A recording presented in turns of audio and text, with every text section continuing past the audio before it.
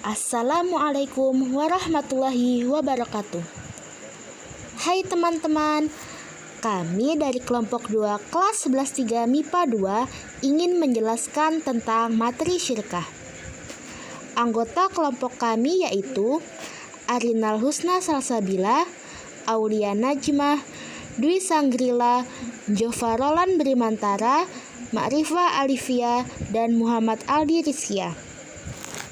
Di sini kami ingin menjelaskan mengenai pengertian syirkah, rukun dan syarat syirkah, dalil syirkah, dan jenis-jenis syirkah beserta contohnya. Sebelumnya, kalian harus tahu apa sih pengertian syirkah? Pengertian syirkah akan dijelaskan langsung oleh teman saya yaitu Aulia Najmah. 1. Pengertian syirkah. Secara bahasa, syirkah atau perseroan berarti mencampurkan dua bagian atau lebih sehingga tidak dapat lagi dibedakan antara bagian yang satu dengan yang lainnya. Selain itu, secara istilah, syirkah adalah suatu akad yang dilakukan oleh dua pihak atau lebih yang bersepakat untuk melakukan suatu usaha dengan tujuan memperoleh keuntungan. 2. Rukun dan syarat syirkah. Ada beberapa rukun dan syarat syirkah yaitu 1. Dua belah pihak yang berakad atau akidani. Syaratnya ialah harus memiliki kecakapan dalam pengelolaan harta atau tasarruf. 2. Objek akad yang disebut juga ma'qud alaihi mencakup pekerjaan atau modal. Syarat sahnya adalah harus halal dan pengelolaannya dapat diwakilkan. 3. Akad yang syarat sahnya ialah harus berupa tasarruf, yaitu adanya aktivitas pengelolaan. 3. Dalil syirkah. Allah Subhanahu wa Ta'ala berfirman pada surah Al-Maidah ayat 2 yang artinya, dan tolong menolonglah kamu dalam mengerjakan kebajikan dan ketakwaan, dan jangan tolong menolong dalam berbuat dosa dan pelanggaran.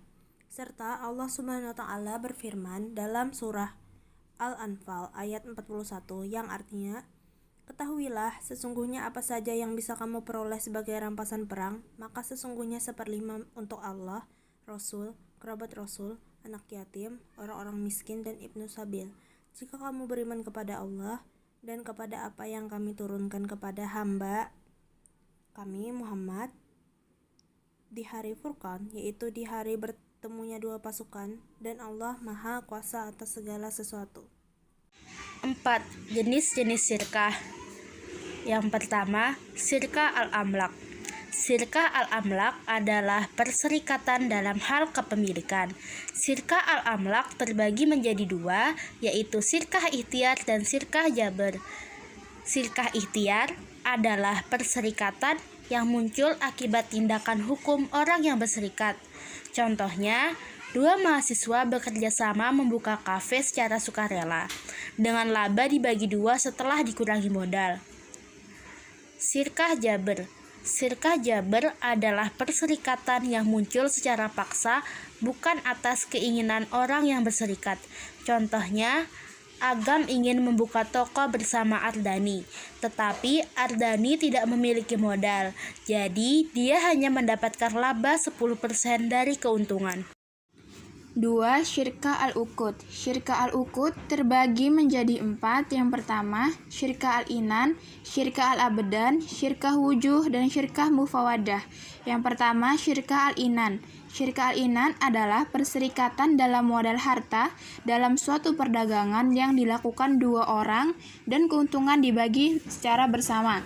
Contohnya, Ayah dan Arin bekerja sama menjalankan bisnis butik. Masing-masing memberikan modal sebesar 100 juta rupiah dan keduanya sama-sama bekerja dalam syirkah tersebut. Yang kedua, syirkah al-abadan.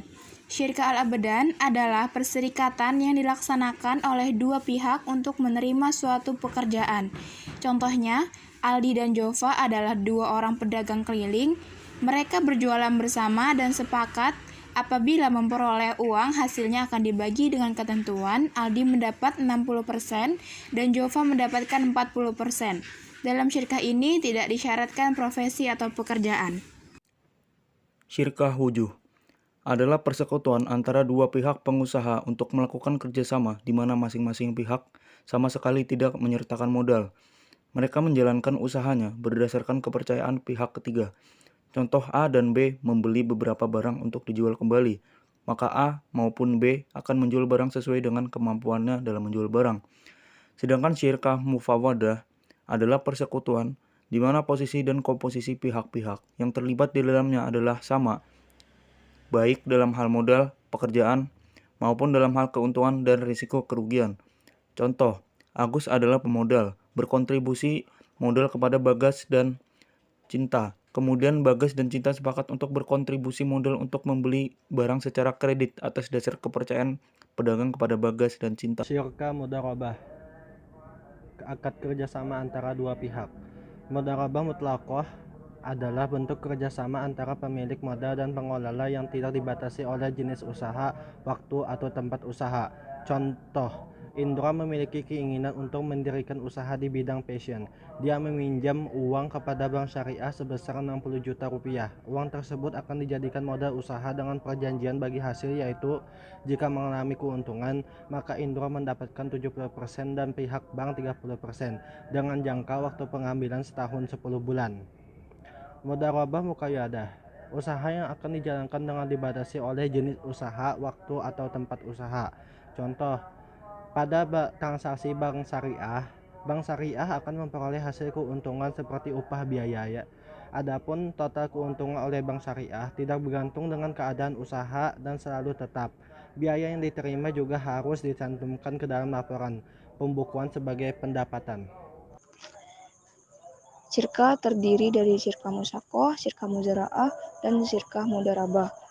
Pertama, syirkah musyaqah ialah kerjasama antar pemilik kebun dan petani. Contoh, Pak Budi mempunyai sawah, tetapi Pak Budi menyerahkan sawahnya kepada Pak Ilmi. Dengan perjanjian, si Pak Ilmi menyiramkan dan merawat sawahnya dan hasilnya akan dibagi. Untuk syirkah muzara'ah ialah kerjasama dalam bidang pertanian antar pemilik lahan dan petani penggarap. Contoh, si Pak Budi mempunyai tanah yang belum ditanam, sedangkan si Pak Ilmi mempunyai benih untuk ditanam. Si Pak Ilmi pun menanam di tanah Pak Budi. Untuk syirkah mudharabah ialah bentuk perjanjian kerjasama antar pemilik harta dan pengelola harta. Contoh, Saibul Ma'al yang bermitra dengan Mudharih untuk usaha percetakan selama 9 bulan. Sahibul Ma'al memberikan uang untuk modal usaha sebesar 20 juta rupiah. Kedua belah pihak sepakat dengan nisbah bagi hasil 40/70 atau 40% keuntungan untuk Sahibul Ma'al.